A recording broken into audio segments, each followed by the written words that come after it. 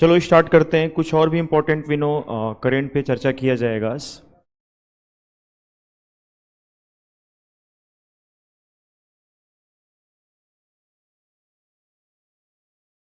लिखिएगा, एक point mention करिएगा।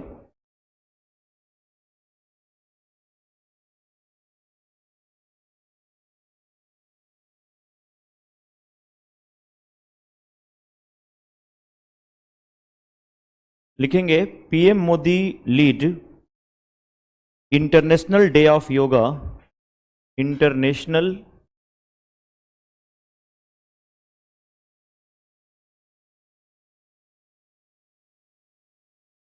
Day of yoga. PM Modi lead international day of yoga celebration.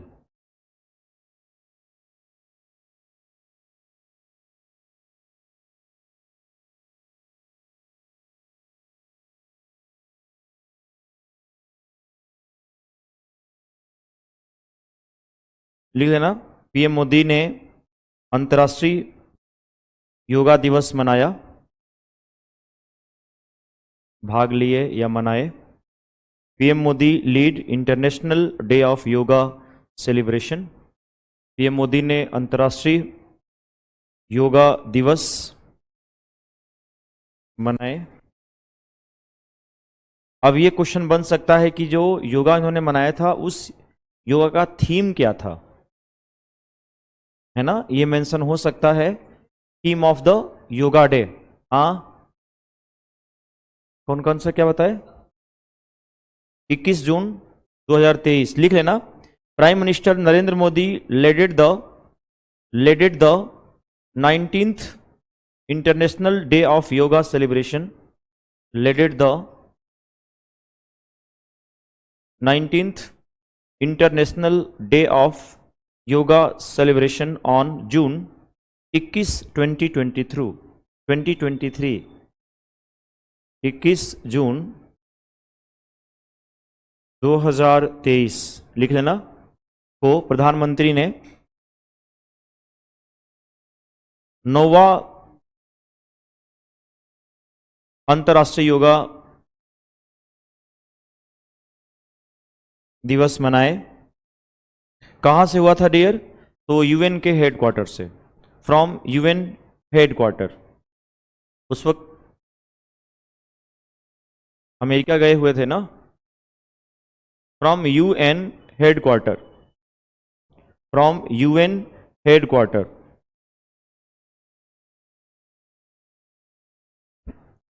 New York city में ही विनो मेंशन किया गया था। लिख लिया ना हिंदी में भी, यूएन हेडक्वार्टर।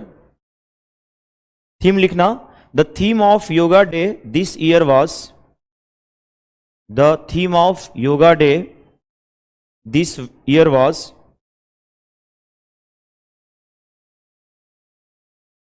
योगा फॉर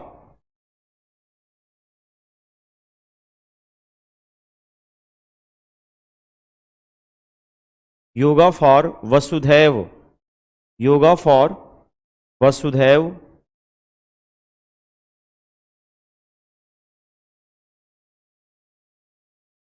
कुटुंबकम।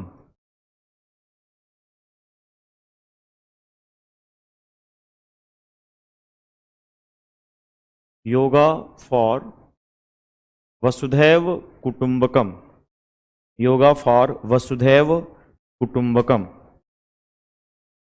ये थीम था, नोट कर लेना। हाँ हाँ, उसका भी और इसका भी यही है इस बार का। हाँ, the theme of yoga day this year yoga for वसुधैव कुटुंबकम। नोट कर लेना, ये योगा फॉर वसुधैव कुटुंबकम। हिंदी में भी वही बोलेंगे, पढ़े भी होंगे। वसुधैव कुटुंबकम, सारा विनोद संसार ही क्या है? परिवार है।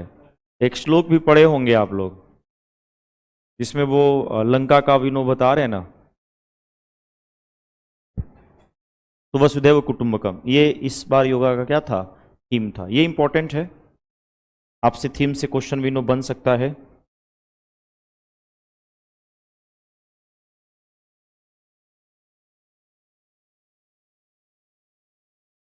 नेक्स्ट ऐड करेंगे dear.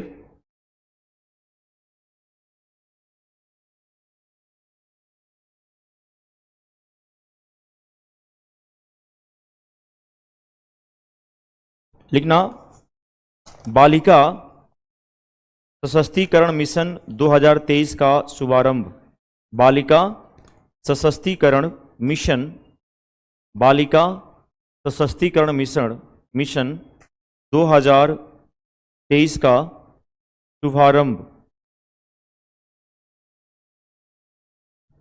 Girl child empowerment mission, girl child empowerment mission 2023 launched. Girl child empowerment mission 2023 launched. बालिका सशक्तिकरण मिशन 2023 का शुभारंभ। लिखिएगा इसमें, पहले हिंदी वाले नोट कर लें। लिखना एनटीपीसी, एनटीपीसी कांटी ने, एनटीपीसी कांटी ने, NTPC NTPC Kanti, NTPC Kanti ने, एनटीपीसी कांटी ने 12 जून 2023 को, एनटीपीसी कांटी ने 12 जून 2023 को अपनी सीएसआर के पहले हिस्से के रूप में, अपनी सीएसआर पहल के हिस्से के रूप में सशक्तिकरण सशक्तिकरण मिशन 2023 लॉन्च किया। सीएसआर पहल के हिस्से के रूप में बालिका सशक्तिकरण मिशन, जिसको हम शॉर्ट फॉर्म में क्या मेंशन कर सकते हैं डियर? कैपिटल जी, स्मॉल ई और हमारा एम हो गया। गर्ल एम्पावरमेंट मिशन, जिसको हम GEM के नाम से भी जान सकते हैं, गर्ल एम्पावरमेंट मिशन। लिखना इंग्लिश में, NTPC Kanti launched, NTPC Kanti, NTPC Kanti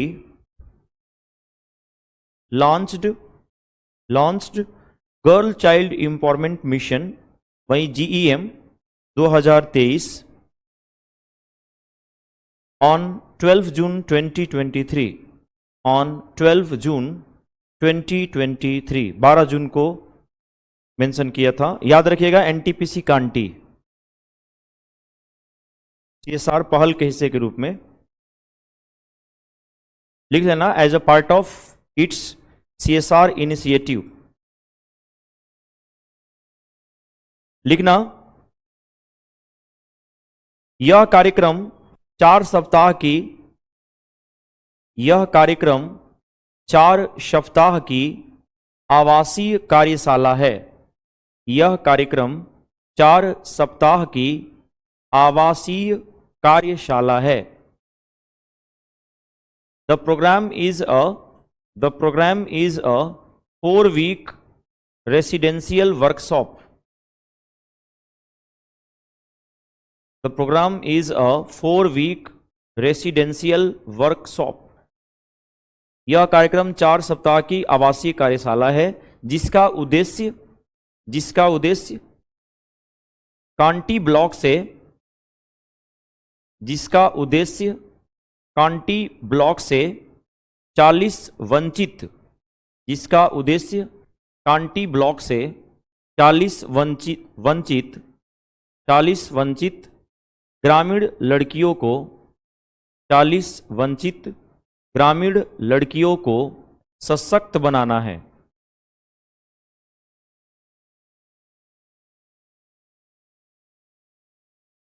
लिखना the main aim of this programme, the main aim of this programme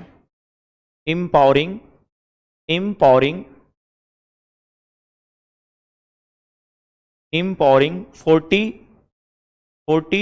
unprivileged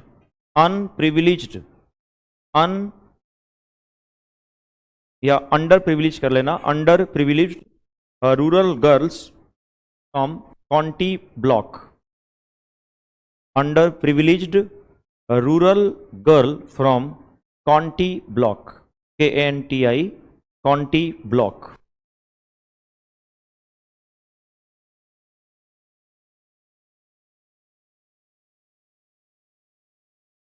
लिखना इसका प्राथमिक उद्देश्य, इसका प्राथमिक उद्देश्य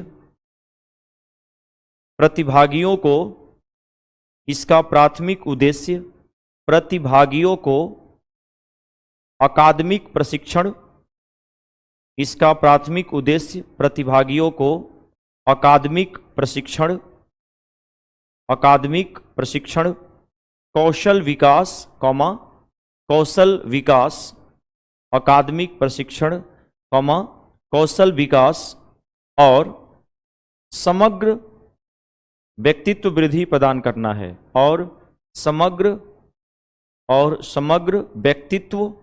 व्यक्तित्व वृद्धि प्रदान करना है। कितने लड़कियों को डियर? 40 लड़कियों को मेन था। एक आवासीय कार्यशाला है, लिखिएगा इसको इंग्लिश में।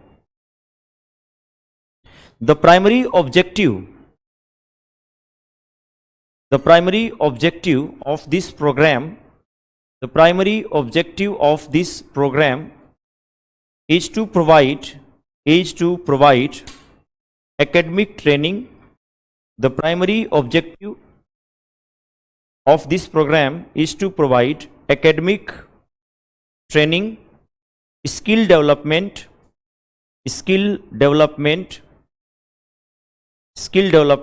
and overall personality enhancement,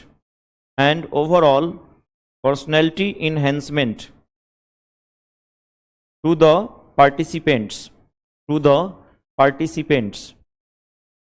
माने इनके स्किल्ड को कैसे डेवलप किया जाए, विनो इनके जो पर्सनैलिटी है उसको कैसे बूस्ट किया जाए, ये मोटो से विनो 40 जो वंचित लड़कियां हैं उनको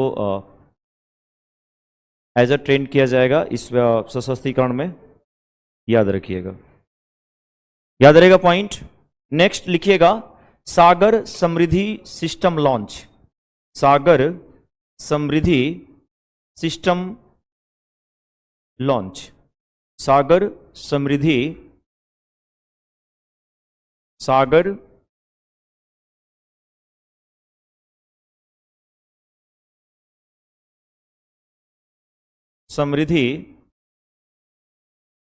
system launched,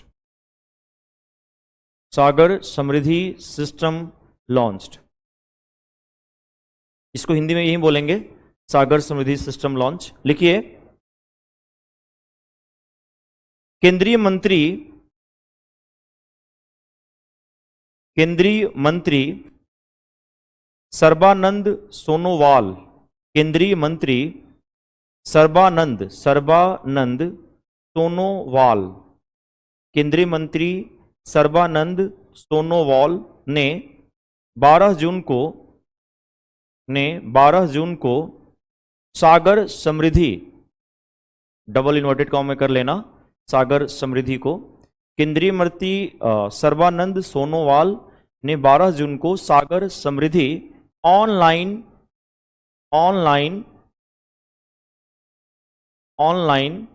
dredging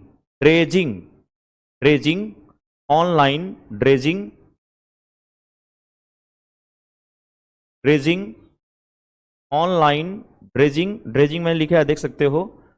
monitoring system launch किया, online dredging monitoring system launch किया, मॉनिटरिंग सिस्टम लॉन्च किया।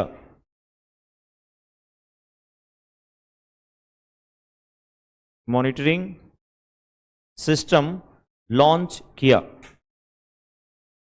लिख लेना union minister Sarbananda Sonowal, union minister Sarbananda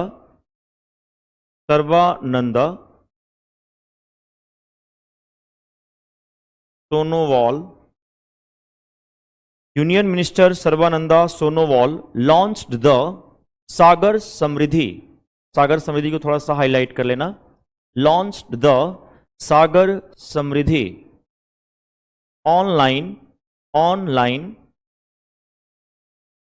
online raising, online raising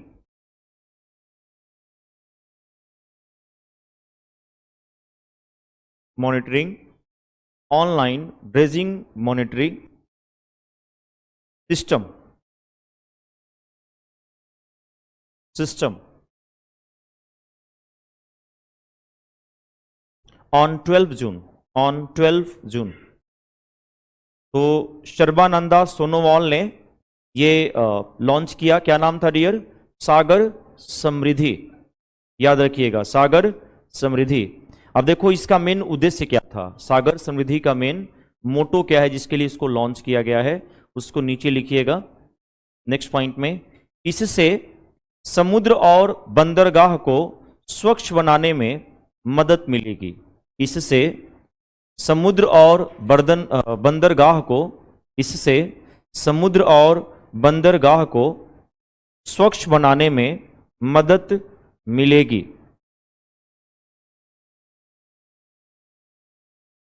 लिख लेना, दिस विल हेल्प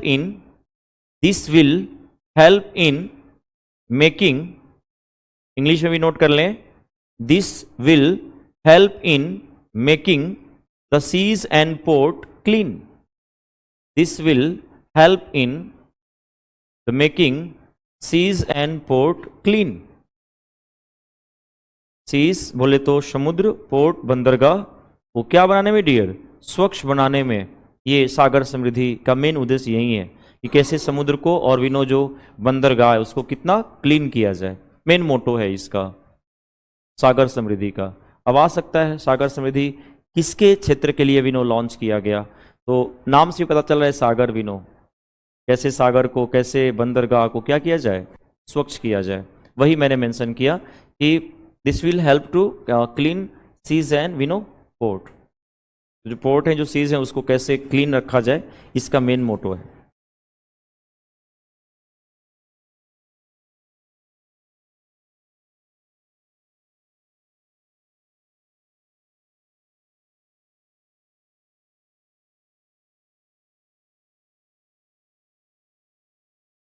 लिखना, इस प्रणाली को, नेक्स्ट पॉइंट, इस प्रणाली को बंदरगाहों, इस प्रणाली को बंदरगाहों, जलमार्गों, इस प्रणाली को बंदरगाहों, कौमा, जलमार्गों और तटों के लिए, और तटों के लिए, इस प्रणाली को बंदरगाहों, जलमार्गों और तटों के लिए राष्ट्रीय प्रौद्योगिकी केंद्र, राष्ट्रीय प्रौद्योगिकी केंद्र द्वारा विकसित किया गया है। इस प्रणाली को बंदरगाहों, जलमार्गों और तटों के लिए राष्ट्रीय प्रौद्योगिकी केंद्र द्वारा विकसित किया गया है। लिखिएगा, दिस सिस्टम, इंग्लिश में मेंशन कर लें, this system has been developed by national technology centre for ports, national technology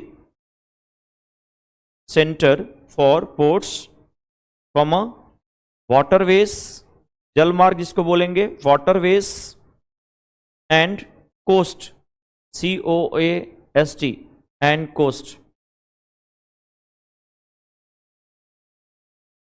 तो सागर समृद्धि सिस्टम लॉन्च करने वाले का नाम याद रखिएगा। क्या नाम था डियर? और ये याद रखिएगा कि, हाँ लिख लो, ministry of ports, shipping and waterways, ministry of ports, shipping and waterways. लिख लेना, बंदरगाह, शिपिंग और जलमार्ग मंत्रालय। यही जो मैंने मेंशन किया ना डी, राष्ट्रीय प्रौद्योगिकी केंद्र, ये इसी का मेन शाखा है। बंदरगाह, शिपिंग और जलमार्ग मंत्रालय। याद रहेगा पॉइंट। सागर समृद्धि मेन उद्देश्य क्या है डियर? जो सागर हैं, जो बंदरगाह है, उनको कैसे किया जाए?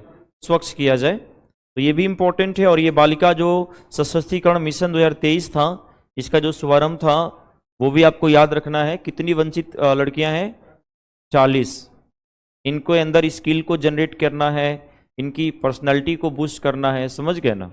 ताकि इनके अंदर भी जो कार्य करने की जो शैली है कंपेरिजन टू अदर के अकॉर्डिंग, वो ज़्यादा, इनका जो अकादमिक प्रशिक्षण है, जो इनका एकेडमिक ट्रेनिंग है, वो कैसे विनोद देना है, इसमें इसका मेन यही मोटो है। ध्यान दीजिएगा।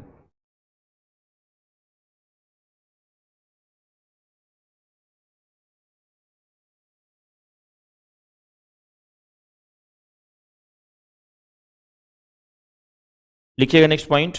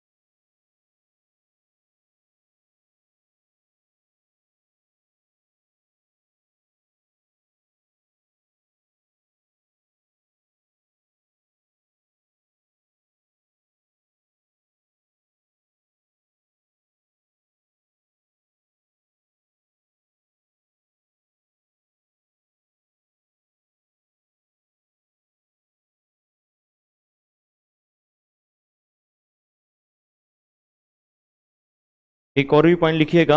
केंद्र सरकार द्वारा मणिपुर में शांति समिति का गठन।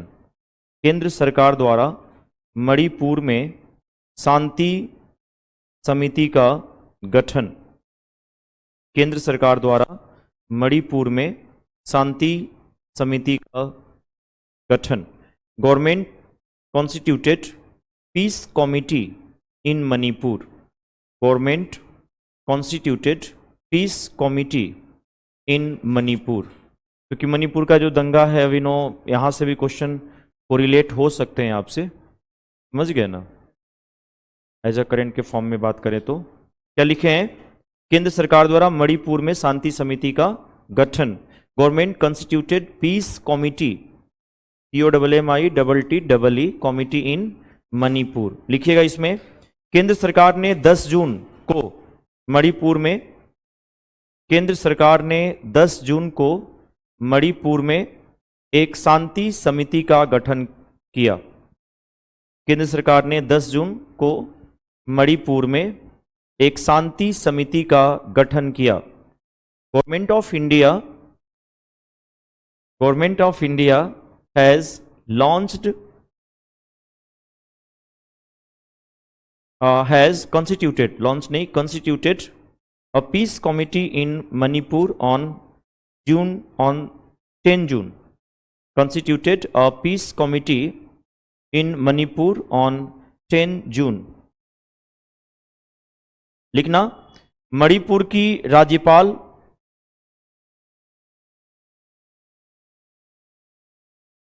कौन है डियर? अनुसुईया उइके। मणिपुर की राज्यपाल अनुसुईया उइके की अध्यक्षता में समिति गठित की गई। मणिपुर की राज्यपाल अनुसुईया उइके की अध्यक्षता में समिति गठित की गई। Committee constituted under the committee constituted under the chairpersonship of governor Manipur Anusuiya Uikey. Anusuiya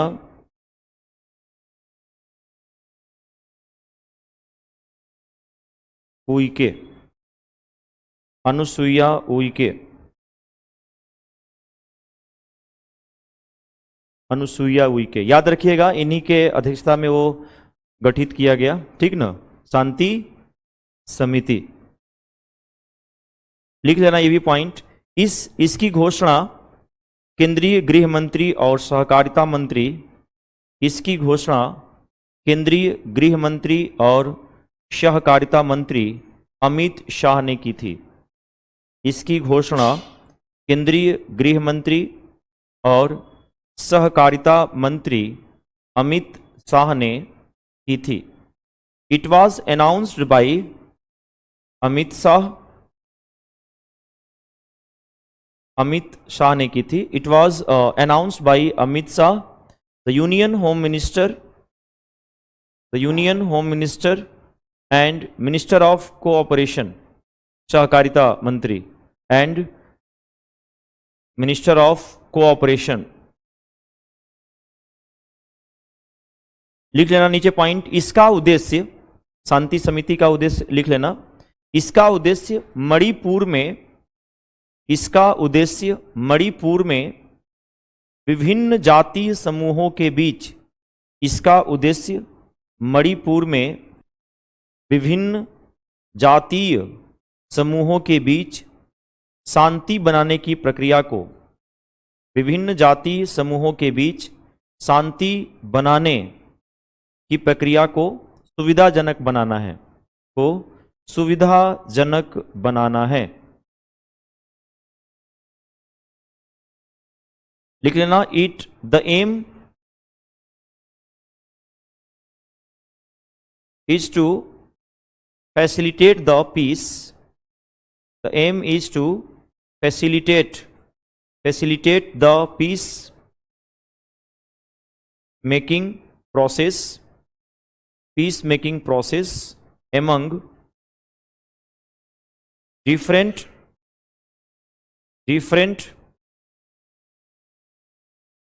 ethnic group in Manipur. तो यही मेन उद्देश्य था। इसमें जो मेन याद रखना है वो किसके अध्यक्षता में समिति की गठन किया गया, समझ गए ना। याद रखिएगा, राज्यपाल याद है ना वो नाम, अनुसुईया उइके, और घोषणा जो करने वाले थे वो आपके गृह मंत्री और सहकारिता मंत्री, कोऑपरेशन जो मिनिस्ट्री उनके पास ही है, अमित शाह ने की थी। मेन याद रखिएगा। मोटो तो आपको पता है, शांति से ही पता चल रहा है, क्योंकि वहाँ पे जातु समुदाय के बीच में जो झगड़ा हुआ था, जो उसको कैसे भी क्या किया जाए, शांत किया जाए, इसलिए ये शांति समिति का गठन किया गया।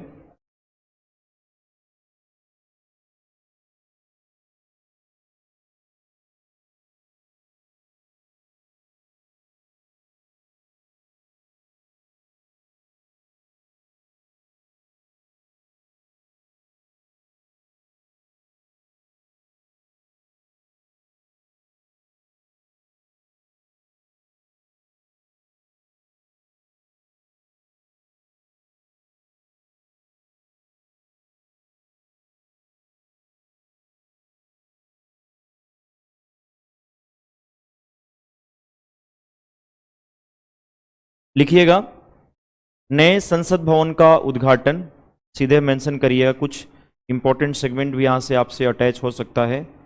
नए संसद भवन का उद्घाटन, inauguration of new parliament house, important है। इसका विनो पोस्टमार्टम हर कोई, सभी को कर लेना चाहिए, है कि नहीं? क्योंकि क्वेश्चन बनेंगे यहाँ से। ये मणिपुर वाला मुद्दा से भी क्वेश्चन बनने के चांसेस रहेंगे, और ये आपका संसद वाला भी क्वेश्चन का एंगल ले सकता है। तो किस पे भी विनो देखे होंगे, बहुत ज़्यादा विनो मीडिया अटेंशन हुआ था, एक एक सेगमेंट को लेकर के तमाम चीज़ें वायरल हो जा रही थी, आप लोग भी देख रहे थे, है ना? डिजाइनिंग को लेकर के, हाँ हाँ, उसको लेकर के बहुत सारी चीज़ें विनो एक मुद्दा का विषय बना था। लिखिएगा इसमें, प्रधानमंत्री नरेंद्र मोदी ने 28 मई 2023 को, प्रधानमंत्री नरेंद्र मोदी ने 28 मई 2023 को आधिकारिक तौर पर नए संसद भवन का उद्घाटन किया। प्रधानमंत्री नरेंद्र मोदी ने 28 मई 2023 को आधिकारिक तौर पर नए संसद भवन का उद्घाटन किया। Prime minister Narendra Modi officially inaugurated, prime minister Narendra Modi officially inaugurated the new parliament house on May 28,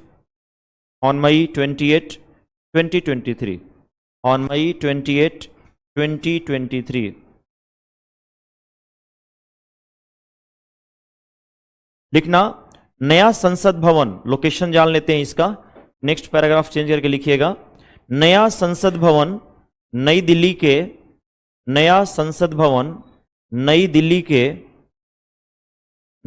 के सेंट्रल विस्टा क्षेत्र में है। नया संसद भवन नई दिल्ली के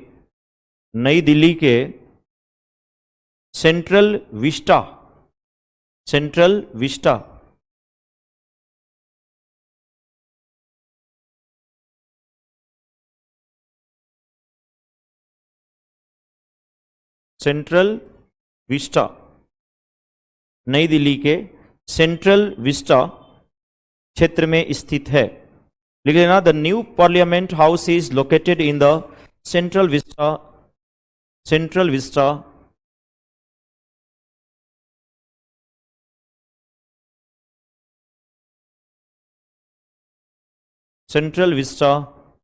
इन Vista area of new Delhi. तो सेंट्रल विस्टा याद रखिएगा, जहां पे आपकी नई पार्लियामेंट क्या है, लोकेटेड है, सेंट्रल विस्टा। याद तो पहले से भी था आप लोगों को ना, सेंट्रल विस्टा एरिया ऑफ, क्या लिखे हैं, एरिया ऑफ न्यू दिल्ली। लेकिन नई दिल्ली के सेंट्रल विस्टा क्षेत्र में स्थित है। लिखिएगा इसे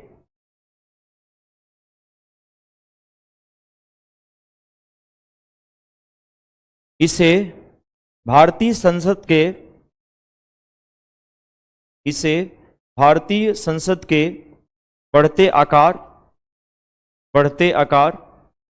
और जरूरतों को, इसे भारतीय संसद के बढ़ते आकार और जरूरतों को समायोजित करने के लिए डिजाइन किया गया है, और जरूरतों को समायोजित करने के लिए डिजाइन किया गया है। It has been designed to accommodate the growing size, it has been designed to accommodate the growing size and needs of the Indian Parliament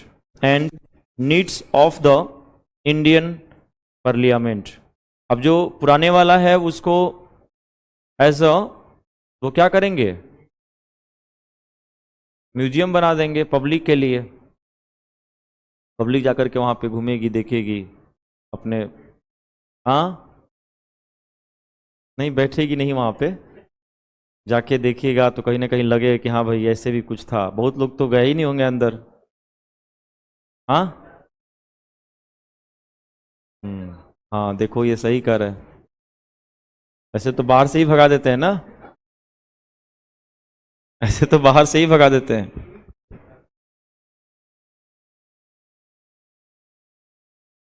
लिखिएगा फीचर्स, विशेषता, हेडिंग देना इसके फीचर्स, विशेषता, विशेषता लिखना। इस भवन में सारे फीचर ही क्वेश्चन के एंगल है। इस भवन में लोकसभा के 888 सदस्यों, इस भवन में लोकसभा के 888 सदस्यों और राज्यसभा के इस भवन में लोकसभा के 888 सदस्यों और राज्यसभा के 384 सदस्यों के बैठने की विशेषता है। मतलब विशेषता, बैठने की व्यवस्था है, बैठने की व्यवस्था है। मतलब इतने लोग भी नो बैठ सकते हैं, 888 आपके लोकसभा के और 384 सदस्य राज्यसभा के। लिखना the building has seating arrangement, the building has seating arrangement for 888 members of the Lok Sabha and 384 members of the Rajya Sabha। ये भी मेंशन करिएगा, है ना। 800 दोनों कंबाइंड दे सकता है कि नए संसद भवन में है ना लोकसभा और राज्यसभा के कितने तीनों मेंबर बैठ सकते हैं। तो 888 आपके लोकसभा के और 384 आपके राज्यसभा के मेंबर सदस्यों को बैठने की क्या है डियर, व्यवस्था है।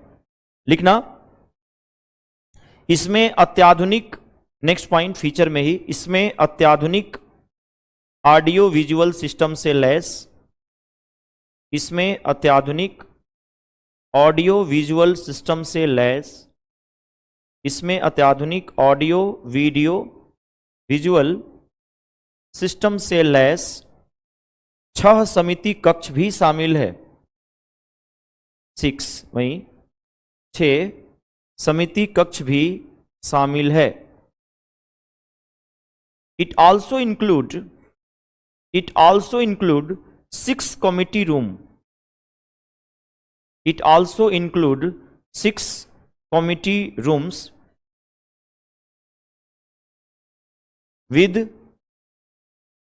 audio visual system, with audio visual system। कितने हैं डियर, 6 कमिटी रूम है। लिखिएगा नेक्स्ट पॉइंट,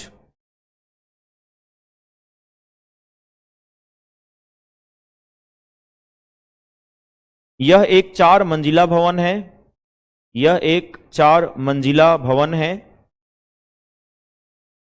यह एक 4 मंजिला भवन है जिसका निर्माण रुपया 970 crore,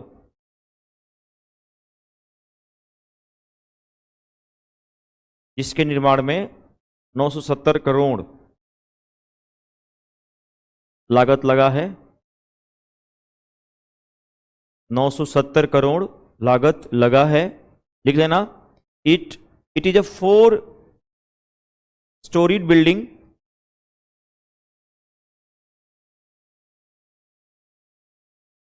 constructed at an estimated cost of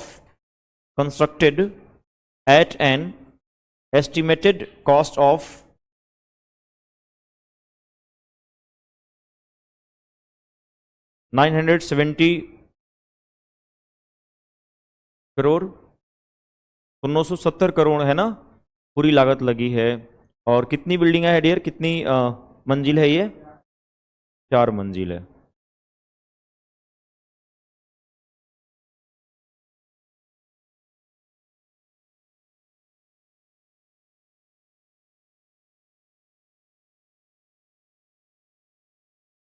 next point लिखिएगा,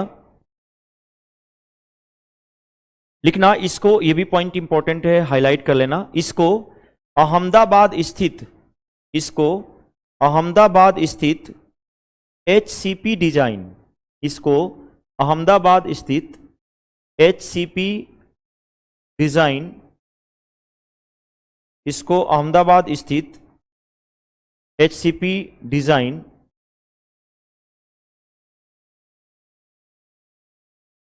HCP design planning and management द्वारा, HCP design planning and management द्वारा डिजाइन किया गया था।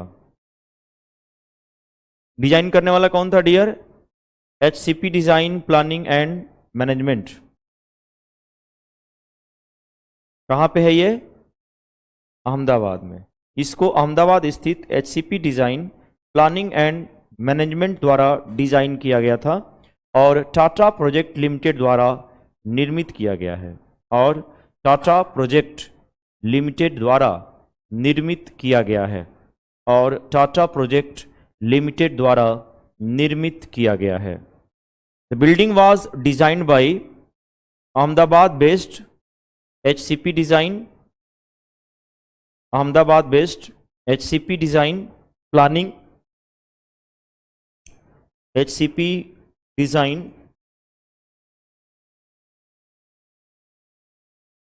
प्लानिंग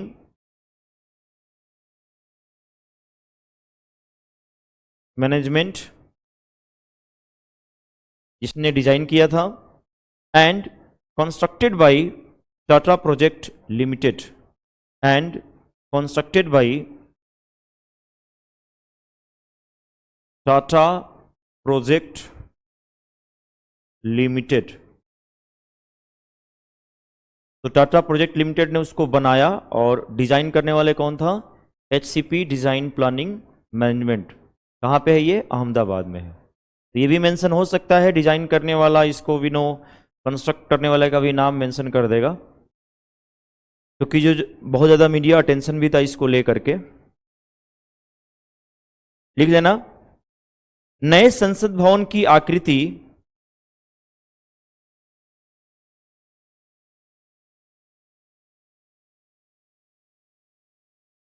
त्रिकोण के आकार की है। नए संसद भवन की आकृति त्रिकोण के आकार की है। नए संसद भवन की आकृति त्रिकोण के आकार की है। The new building is shaped like a triangle. The new building is shaped like a triangle and is smaller and is 10% smaller than the old building, and is 10% smaller than the old building। नए संसद भवन की आकृति त्रिकोण के आकार की है और पुराने संसद भवन की तुलना में 10% छोटी है, और पुराने संसद भवन की तुलना में 10% छोटी है। तो त्रिकोणीय है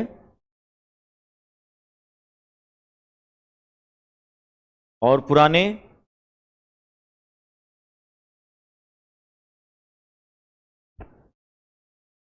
संसद भवन की तुलना में 10% क्या है डियर? छोटी है। तो मेन देखा आपने, इसमें कितने सदस्य बैठेंगे? तो आपके 888 आपके लोकसभा के और राज्यसभा के बैठने की व्यवस्था है ना। और इनकेस पूछ दे कि भाई डिजाइन करने वाला कौन है, तो अहमदाबाद स्थित आपका HPC डिजाइन प्लानिंग मैनेजमेंट, और बनाने वाले तो आपको पता ही है टाटा प्रोजेक्ट लिमिटेड ने इसको तैयार किया था।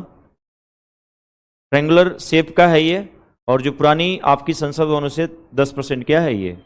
छोटी है। लिखिएगा एक बहुत बड़ा नाम बिनो ऐड कर लेना, विमल पटेल। विमल पटेल इस इमारत के मुख्य वास्तुकार हैं। विमल पटेल इस इमारत के मुख्य वास्तुकार हैं। Vimal Patel is the chief architect of the building. Vimal Patel, ये नाम बिल्कुल मत भूलना। Vimal Patel is the chief architect of this building. Chief architecture जो है वो कौन है? विमल पटेल है। मेन जो वास्तुकार हैं इस बिल्डिंग के इस इमारत के, वो बिमल पटेल हैं। इनका भी फोटो विनो लगा हुआ था। कुछ जो आर्किटेक्चर हैं, जो वर्कर हैं, उनका भी विनो ग्रुप में फोटो जो है वहाँ भी लगाया गया है, जो मेन इस इमारत के मेन बनाने वाले हैं। अब सबका नहीं किया होगा, जो हीटेड होते होंगे और भी, है ना, जो राज मिस्त्री होगा इनो। हाँ हाँ, प्राइम मिनिस्टर के साथ भी विनो, क्योंकि उनको सम्मानित भी तो किया गया था ना, उन सभी को सम्मानित भी किया गया था सॉल वगैरह दे करके, है ना। देखेंगे, देखे होंगे आप लोग। लिखना, एक और पॉइंट लिख लेना। प्रधानमंत्री नरेंद्र मोदी ने लोकसभा कक्ष में, प्रधानमंत्री नरेंद्र मोदी ने लोकसभा कक्ष में अध्यक्ष की कुर्सी के दाईं ओर, प्रधानमंत्री नरेंद्र मोदी ने लोकसभा कक्ष में अध्यक्ष की कुर्सी के दाईं ओर एक सेंगोल भी स्थापित करवाया है। एक सेंगोल भी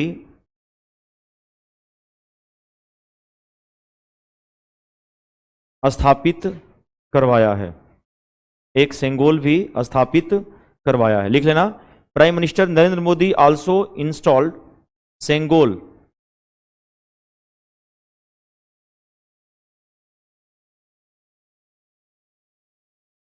Sengol in a dedicated enclosure, in a dedicated enclosure to the right of the speaker's chair, to the right of the speaker's chair in the Lok Sabha chamber, in the Lok Sabha chamber। Painful थोड़ा सा feel हो रहा था।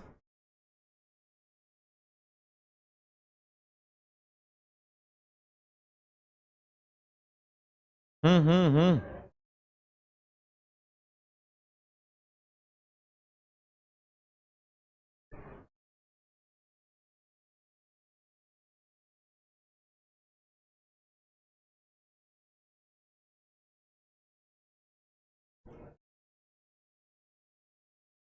चढ़ाव भी कम नहीं है ना,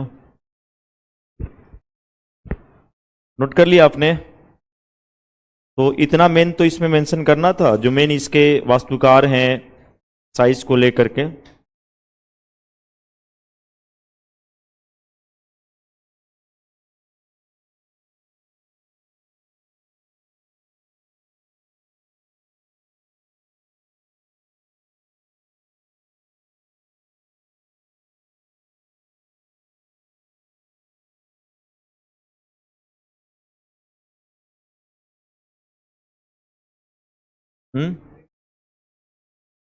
उसका भी नाम मेंशन नहीं करेगा वैसे।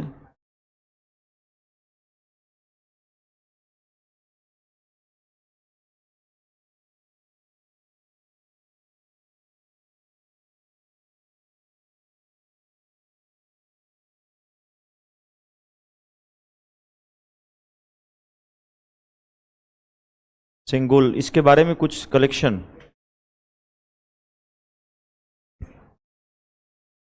सिंगुल के बारे में आप लोग नहीं जानते हो कुछ भी, इसको लुक दिया जाए कुछ। हाँ, एक देखे होंगे बिल्कुल, उस पे एक जो है ना ऑक्स भी विनो बैठे हुए, नंदी जिसको हम बोलते हैं, उसके ऊपर एक नंदी का विनो पूरा संरचना लगा हुआ है। और इनके सेंगोल उस सेंस में दिया जाता था कि पहले जैसे राज्य विनो होता है ना, हस्तांतरित की बात होती है, भाई अब हम आपको दे रहे हैं ये, इसका पूरा विनो इस सिस्टम को हवाला दे, जैसे राजा देता था एक दूसरे राजा को दिया, क्या भैया आपके अंडर में पूरा राज्य रहेगा, उस सेंस में ना उसको दिया जाता था सेंगोल। जैसे मान लो कोई हार, मतलब कोई हार गया इन केस, तो हारने वाला क्या करेगा, जो जीता है उसको क्या करेगा, सेंगोल देता है कि आज के बाद आपके हाथ में रहेगा और ये पूरी विनोराज आपके अंदर में ही रहेगी। हाँ, मतलब एज अ पावरशिप के सेंस में वो दिया जाता था। जिसको लेकर के देखे होंगे, बहुत लोग क्रिटिसाइज भी कर रहे थे, जो विपक्षी लोग थे, कि लग रहा है कि अब इनका जो है ना, अब कार्यकाल जो है अब ये नहीं आने वाले, इसलिए सेंगोल अब किसी और को देंगे। ये भी इस टाइप्स के भी विनोद देखे नहीं, मुद्दे उठ रहे थे। एक राजा दूसरे राजा को देता है सेंगोल। हाँ, एक बार देख लेते हैं इसमें और भी सेगमेंट। वैसे सेंगोल से लेकर के तो कोई आपसे टच नहीं करेगा पॉइंट उतना।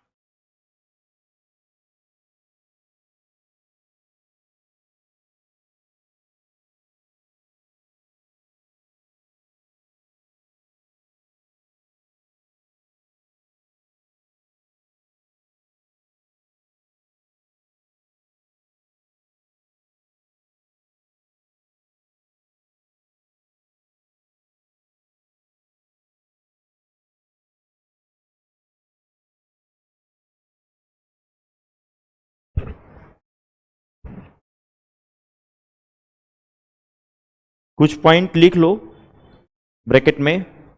सेंगोल शब्द तमिल शब्द सेमई से लिया गया है।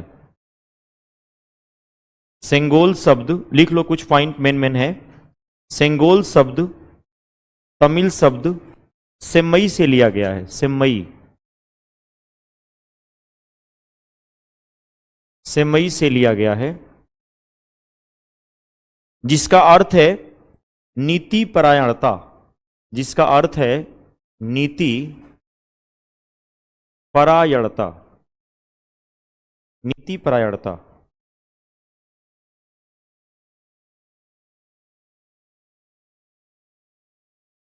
मतलब सेंगोल का तमिल में सेंस है इंसाफ। क्या मतलब है? इंसाफ। लिख लेना, सेंगोल का तमिल में मतलब है इंसाफ। इंसाफ क्या मतलब है डियर? इंसाफ। तमिल में बोलते इसको इंसाफ के सेंस में। लिख लेना, तमिल राजाओं के पास ये सेंगोल होते थे, तभी तो विनो तमिलनाडु के विनो उन्होंने दिया था किनको? प्राइम मिनिस्टर को। तमिलनाडु के ही तो थे। हाँ, जो साधु संत वगैरह थे उन्होंने ही तो दिया था ना। तो लिखना, तमिल राजाओं के पास ये सेंगोल होते थे, ये सेंगोल होते थे, जिसे अच्छे शासन का प्रतीक माना जाता था। जिसे अच्छे शासन का प्रतीक माना जाता था।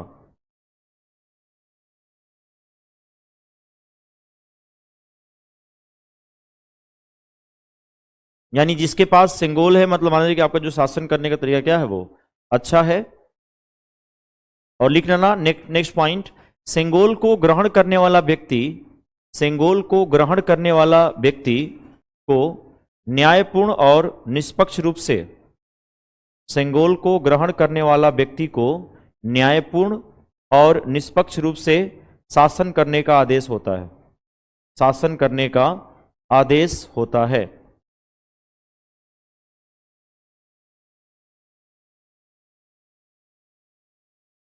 न्यायपूर्ण शासन करने का आदेश होता है। तो सेमई से लिया गया है। इसके निर्माण में सोने और चांदी का प्रयोग किया गया है। लिख लेना, इसका निर्माण स्वर्ण या चांदी से किया जाता है। इसका निर्माण मतलब उसकी कोटिंग किया गया है ना, सोने की भी क्या की गई है? परतें चढ़ाई गई है। उसमें चांदी और सोने दोनों का ही जिक्र है सिंगोल में। समझ गए ना? सेमई, उसका सेंस तमिल बोलते हैं लोग इंसाफ के सेंस में। किसमें में? इंसाफ। इससे कीमती पत्थरे लिखना, स्वर्ण या चांदी से किया जाता है, तथा इसे कीमती पत्थरों से सजाया जाता था। कीमती पत्थरों से सजाया जाता था।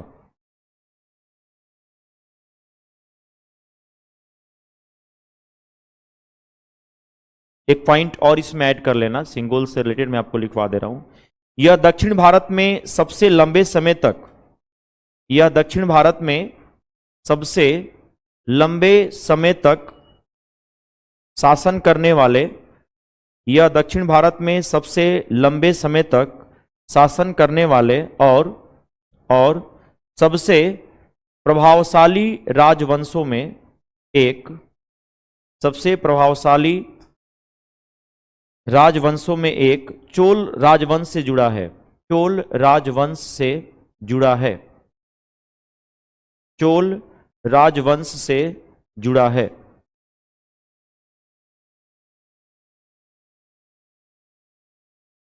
चोल राजवंश से जुड़ा है। तभी इनकी चर्चा भी चल रही थी मीडिया में, देखे होंगे आप लोग। चोल राजवंश की चर्चा भी चल रही थी, क्योंकि जो चोल वंश ने 9वीं और आपके 13वीं शताब्दी में कुछ आपके तमिलनाडु, केरल, कर्नाटक, इधर आपके आंध्र प्रदेश, तेलंगाना वगैरह, उड़ीसा, श्रीलंका, ऐसे कुछ हिस्सों में उन्होंने शासन किया था। उस वक्त ये जुड़ा हुआ है सेंगोल।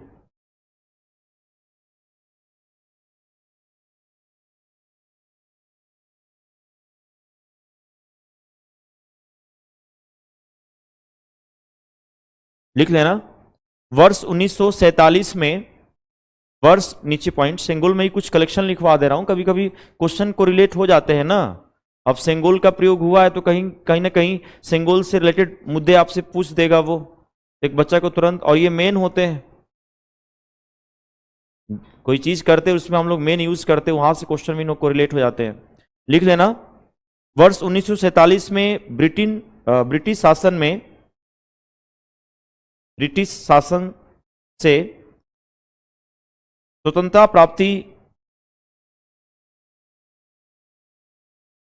से पहले तत्कालीन वायसराय,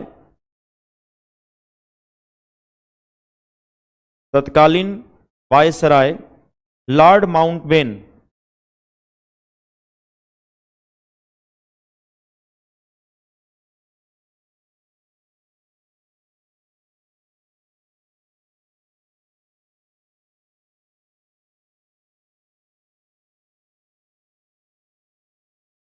तत्कालीन वायसराय लॉर्ड माउंटबेन, यही प्रधानमंत्री जवाहरलाल नेहरू से पूछे थे, ये सिर्फ बात किए थे कि ब्रिटिश से भारतीय सत्ता, मतलब जो भारतीय हाथों में अब जाएगा, ये जो सत्ता जाएगा, तो उसके प्रतीक रूप में किस समारोह का पालन किया जाना चाहिए। उन्होंने ये मेंशन किया था, किससे? जवाहरलाल नेहरू से, समझ गए। तो फिर इनको दिया गया था, तभी तो मुद्दा नहीं उठा था। तो वो बोल रहे थे कि लोग विनो कि वो अपना एक ये जो छड़ी समझ लिए थे, वॉकिंग स्टिक टाइप की, हमें वॉकिंग छड़ी मिला है, वो जो चर्चा का भी विषय बना था। नहीं पढ़े थे आप लोग मीडिया वगैरह में ऐसी बातें?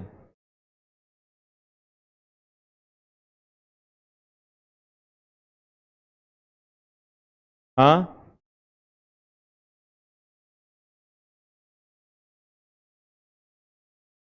क्या हुआ था?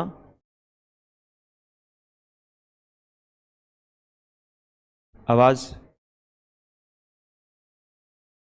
हाँ हाँ, और उसमें उसके ऊपर क्या था विनो, देखे होंगे, नंदी। अच्छा, वो तो अलग था ना, वो तो आपका संसद भवन के सेंस में था। इसके ऊपर तो नंदी का फिगर है ना, सिंगोल के ऊपर नंदी का फिगर है। इनको मिला था ये जवाहरलाल नेहरू को मिला था, और वो कहाँ भेज दिए थे, कहाँ रख दिए थे? आनंद भवन में। आनंद भवन में ही रखा गया था ये।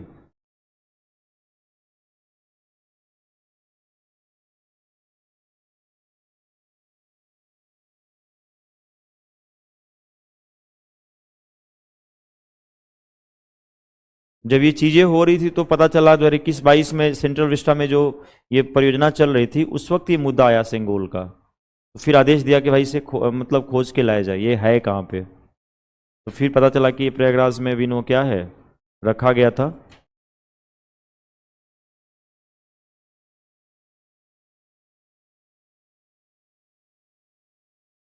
इसके साथ एक पट्टिका भी विनो मेंशन किया गया है, जो पुरानी जो इतिहास है उसको विनो उसके अर्थ को बताएगा ये।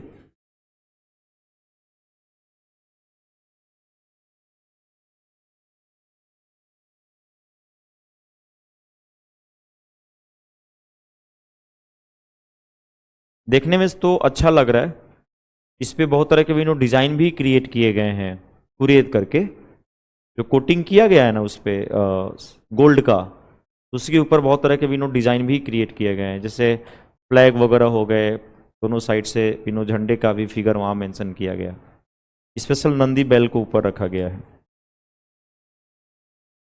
समझ गए ना सिंगोल के बारे में क्या है ये? तो ये आपके चोल वंश से जुड़ा हुआ है, ये आपके चोल वंश से जुड़ा हुआ है। लिखना एक और point, Nehru memorial museum and library society का क्या नाम रखा गया है उसको डी बदल करके?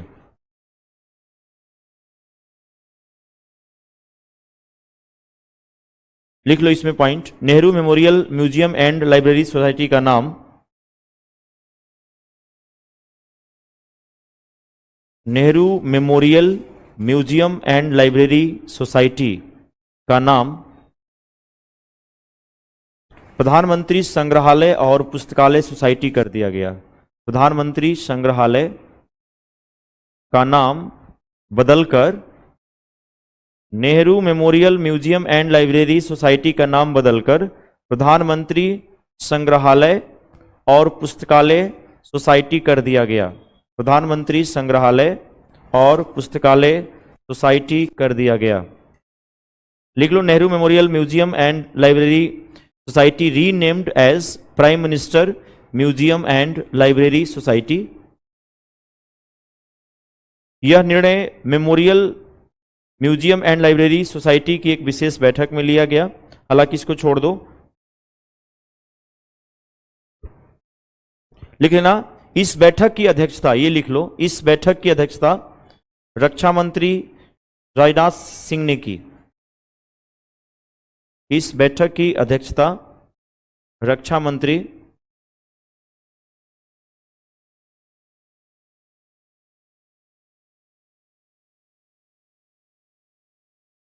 राजनाथ सिंह ने की।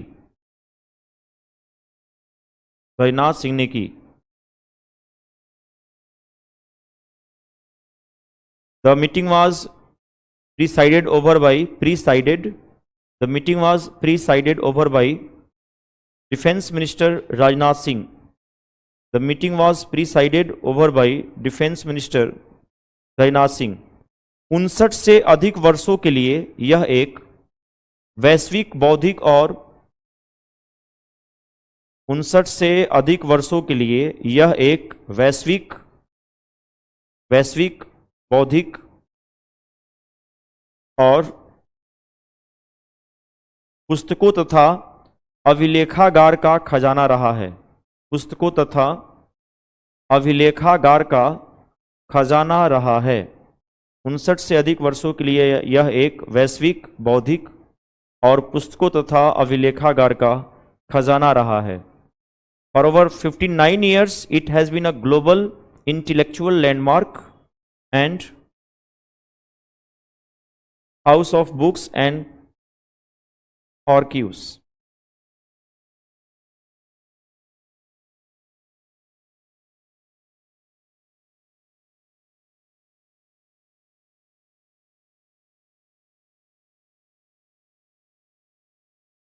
एक और पॉइंट डियर मेंशन करेगा next, Araku coffee.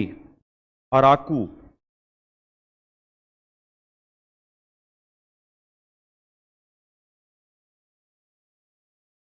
Araku coffee, Araku coffee, Araku coffee और काली मिर्च को, और काली मिर्च को, अराकू कॉफी और काली मिर्च को मिला ऑर्गेनिक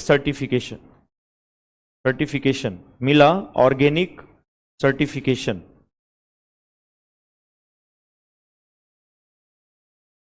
अराकू कॉफी,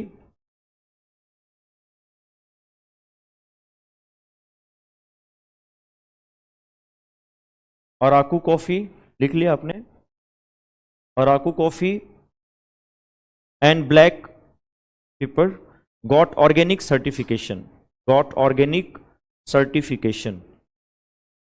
इसको मिला है अराकू कॉफी और काली मिर्च को। आंध्र प्रदेश की, लिख लेना इस पॉइंट को, आंध्र प्रदेश की अराकू वैली कॉफी, आंध्र प्रदेश की अराकू वैली कॉफी और काली मिर्च को आंध्र प्रदेश के अराकू वैली कॉफ़ी और काली मिर्च को ऑर्गेनिक सर्टिफिकेशन मिला। आंध्र प्रदेश की अराकू वैली कॉफ़ी और काली मिर्च को ऑर्गेनिक सर्टिफिकेशन मिला। ऑर्गेनिक सर्टिफिकेशन मिला। Araku valley coffee and black pepper from Andhra Pradesh have received organic certification. इससे आदिवासी किसानों को अपनी कॉफ़ी और काली मिर्च के लिए अपनी कॉफ़ी और काली मिर्च के लिए उच्च कीमत मिलेगी। इससे आदिवासी किसानों को अपनी कॉफ़ी और काली मिर्च के लिए उच्च कीमत मिलेगी। This will enable tribal farmers to command higher price for their coffee, and black pepper.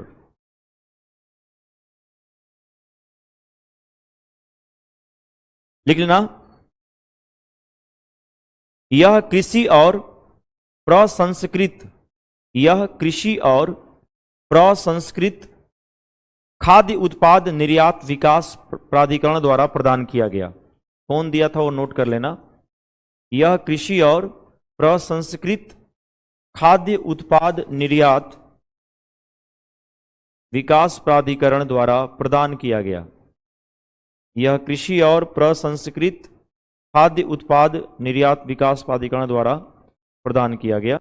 It was granted by the agriculture and processed food product export development authority.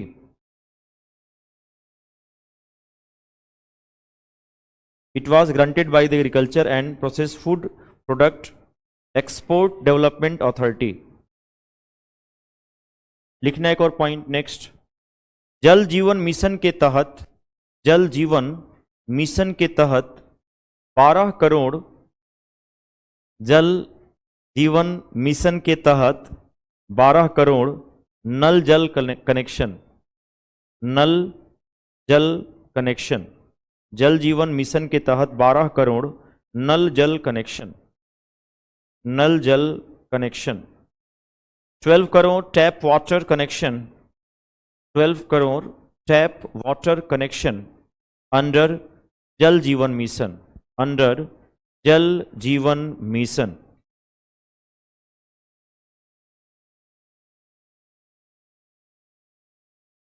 लिखना, जल जीवन मिशन ने 16 मई 2023 को जल जीवन मिशन ने 16 मई 2023 को जल जीवन मिशन ने 16 मई 2023 को देश भर में 12 करोड़ नल जल कनेक्शन प्रदान करने का 12 करोड़ नल जल कनेक्शन प्रदान करके एक महत्वपूर्ण उपलब्धि हासिल की है।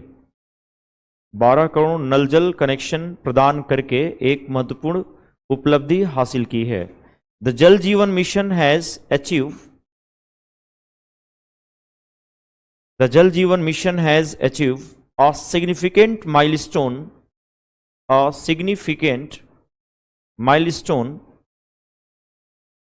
a significant milestone by providing 12 crore tap water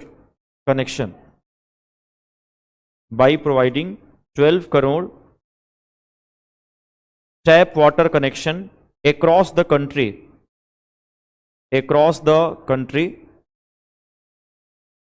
on 16 मई 2023। लिखना, जल जीवन मिशन भारत सरकार द्वारा शुरू किया गया। जल जीवन मिशन भारत सरकार द्वारा शुरू किया गया एक प्रमुख कार्यक्रम है। जल जीवन मिशन भारत सरकार द्वारा शुरू किया गया एक प्रमुख कार्यक्रम है। The Jal Jeevan mission is a flagship programme. The Jal Jeevan mission is a flagship program launched by the government of India. Launched by the government of India. The Jal Jeevan Mission is a flagship program launched by the government of India.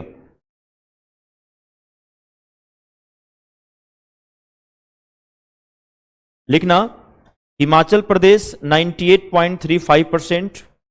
Himachal Pradesh 98.35%.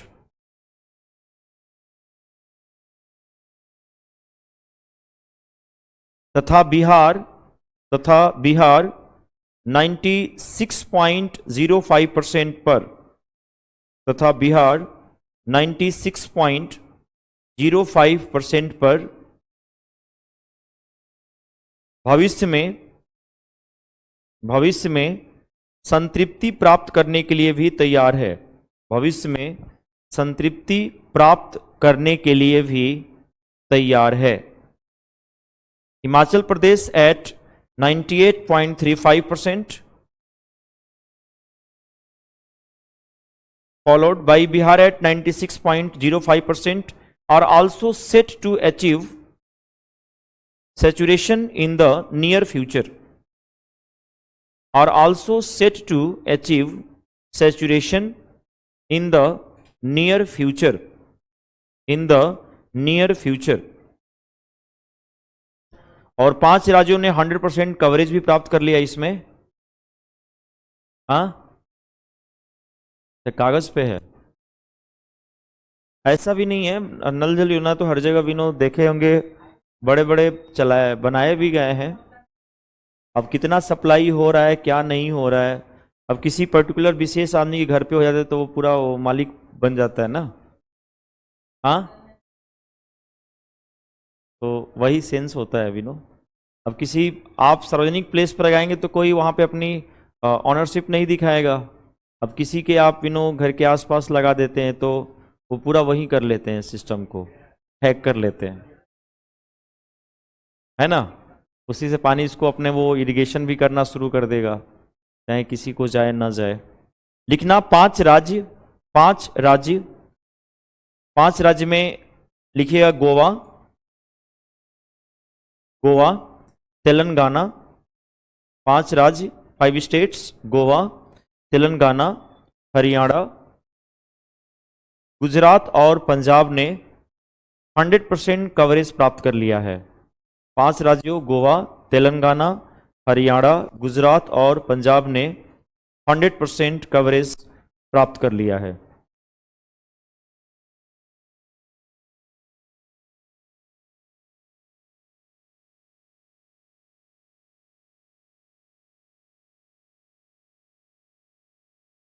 और लिख लेना 3 केंद्र शासित प्रदेश.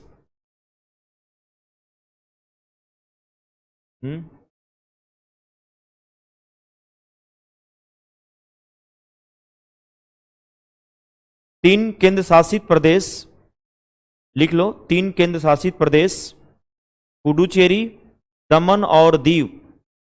पुडुचेरी, दमन और दीव.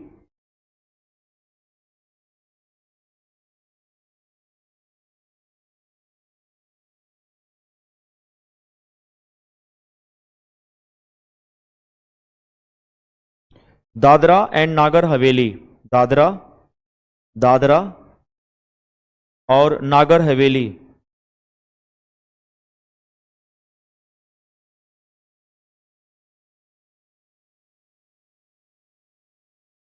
और ये जो आपके आइलैंड्स है ना, कौन, अंडमान और निकोबार, ये भी 100% कवरेज प्राप्त कर लिए हैं. 100% कवरेज प्राप्त कर लिए हैं. क्लास से आई होप आप लोग की